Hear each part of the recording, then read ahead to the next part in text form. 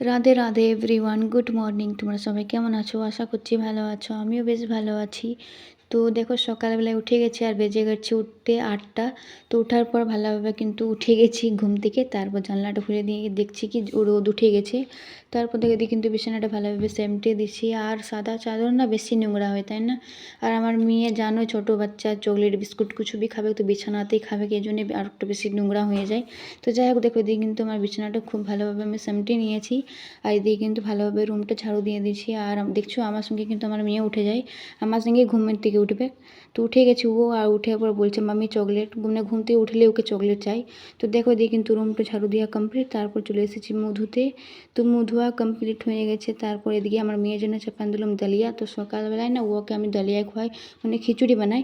তারপর দেখো এদিকে কিন্তু এক গ্লাস জল খেয়ে নিয়েছি। আবার না মানে কাজ করতে করতে থকে গেছি না, তো জল টেস্টে লেগেছে, তাই না? তারপর দেখো চান টান করে ফ্রেশ হয়ে চলে এসেছি। তো চা করে খেয়ে নিয়ে এলাম।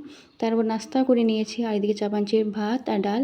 আর আজকে তরকারি করব, মানে পালং শাক, বেগুন, টমাটোর, আলু একসঙ্গে মিক্স তরকারি করে দেবো। তো দেখো দিয়ে কিন্তু আমার ভাত তো দিয়ে হচ্ছে, ডাল হয়ে গেছে। আর দিয়ে করছি আমি তরকারি। তো নুন হলুদ মশলা সমস্ত কিছু নিয়ে দিয়েছি। তো ভালোভাবে নেড়ে নিয়েছি। তারপর দেখো এদিকে কিন্তু আমার তরকারিটা প্রায় কমপ্লিট হয়ে গেছে। তো আজকে দুপুরে সিম্পল লাঞ্চ বানাচ্ছি। তারপর দেখো এদিকে কিন্তু ডালটা আমার প্রায় হয়ে গেলো। আর লাস্টে দিয়ে দিলাম ধনে পাতা। তো চলো তোমাদেরকে একবার দেখান দিই।